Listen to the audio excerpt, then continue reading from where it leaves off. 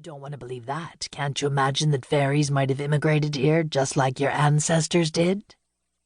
Guess so, the girl said, squirming under Mona's intense gaze. Now there's a new wrinkle. I glanced over at Sunny. Interdimensional portals? While assisting Mona with the research she'd been conducting at the library, I'd recently read more than I'd ever wanted to know about the mountain lights, but had not run across this theory. Sunny shrugged. She mentioned it when I took her classes at the university. I did wonder how much of that talk was an act, though. I figured it might be part of her bag of tricks as a storyteller, like the bohemian chic clothes. My gaze swept over Sunny's fringed suede jacket, tie-dye t-shirt, and artfully patched jeans before resting on the leather boots that encased her legs up to her knees. Thinking about taking up that profession, then? Sunny wrinkled her nose at me. Only if you're signing up as a grunge band groupie. I yanked on the ties of my well-worn hooded sweatshirt. Hey, just because I like to wear flannel shirts over concert tees. I glanced down at my faded jeans and battered leather sneakers. Okay, point taken. Should we go ahead and set out the food? A voice called from off to my right. I turned toward the speaker. It was Bethany Vertz, the owner of the local diner, the Heap and Plate. She was flanked by scout leaders and a few other volunteers. 2 battery-operated lanterns cast intersecting ovals of light, illuminating the food spread across the table.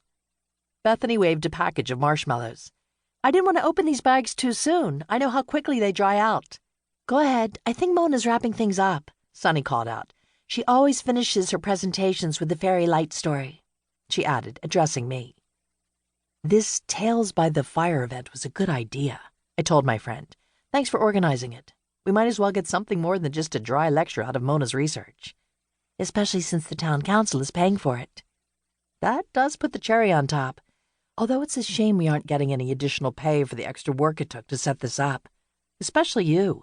Hustling tables from the Lutheran church and picking up all the stuff for the s'mores is above and beyond the call of duty.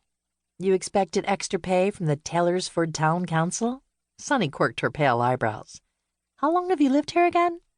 Over 2 years, and yeah, I should have known better. Since the public library where I worked as director also maintained the town archives, Sunny and I had recently spent numerous hours assisting Mona and the students she dragged along as part of some extra credit assignment with research into area folklore. Her grant from our notoriously stingy town council had shocked me until I learned that Cicely's father, Mayor Bob Blackstone, was planning a revival of Taylorsford's long-neglected May Day traditions. He probably thought that since the Fall Heritage Festival was such a success, a spring event might also drum up tourism.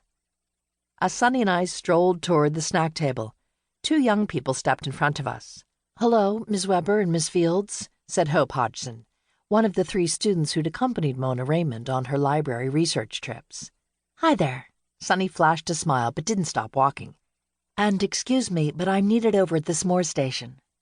Wait, Christopher Garver said as Sunny strode away.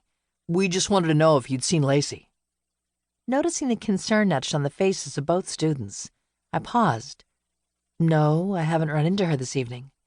We haven't seen her either. Chris's deep brown eyes were shadowed by his dark lashes. Not since Thursday morning. She had studio yesterday, so she couldn't catch a ride with us, but swore she'd be here tonight. And she isn't answering her phone. It must be broken or something because I can't even leave a message. Hope tugged on one of her head-hugging braids, popping loose a few of the vibrant green beads entwined in her dark hair. The beads sailed into the darkness, momentarily illuminated by the lanterns on the table behind her. She probably forgot the assignment, or someone asked her out on a last-minute date or something, I said. Hope shook her head. That isn't like Lacey. She's kind of flaky about some things, but she usually stays in touch. Too much sometimes, Chris said. She's always blowing up my cell with her texts. And as for dates, I don't think there's anyone in her life right now.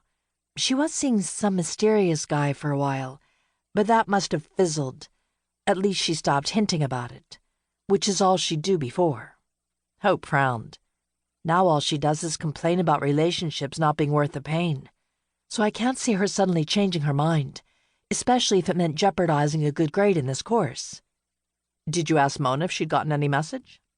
Chris rubbed the smooth dome of his shaved head. We did, but she claims she hasn't heard from Lacey today either.